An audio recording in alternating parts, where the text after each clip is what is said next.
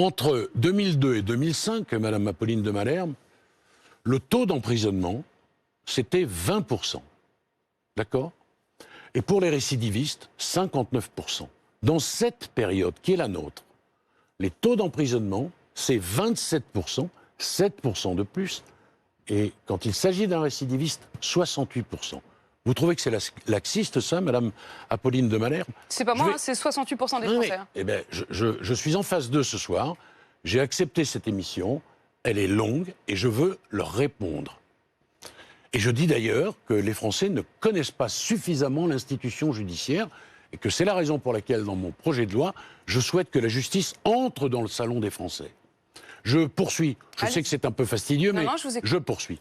En 2010, il y a 116 000 peines de prison prononcées. En 2019, pardonnez-moi, j'en bafouille, 132 000. Vous trouvez que c'est laxiste, ça, Madame Apolline de Malherbe? Entre 2001 et 2005 ont été prononcés, je termine. Hein. Oui, parce que... Ah oui, mais quand même. Oui. Ah oui, mais quand même. Pardonnez-moi, Monsieur Suitec, on me pose des questions, il faut que j'y réponde. Oui, mais on a toute la soirée pour avoir tous ces chiffres. Si vous voulez nous donner tous au début... Il vaut mieux qu'aux questions que me pose Madame Apolline de Malherbe, je réponde à Madame Apolline de Malherbe. Oui, mais vous n'avez toujours pas répondu à Madame Apolline de Malherbe. Pardon?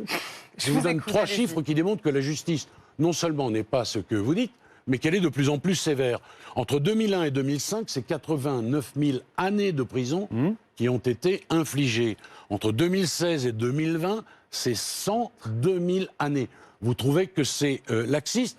Je dois vous dire que le taux de poursuite est en accroissement, que le classement sans suite diminue, que nous en sommes à 69 031 détenus et que nous avons baissé, pardonnez-moi, les aménagements de peine. Mais alors, vous voyez, on est passé de 2 ans à 1 an. Mais alors, Monsieur le ministre, moi je les entends, je termine, Madame. Mais comment vous expliquez alors que les Français... En fait, vous me faites penser au ministre de l'économie quand on lui parle de pouvoir d'achat, quand on lui dit que les Français ont le sentiment que leur pouvoir d'achat baisse et qui dit « mais non, regardez les chiffres ».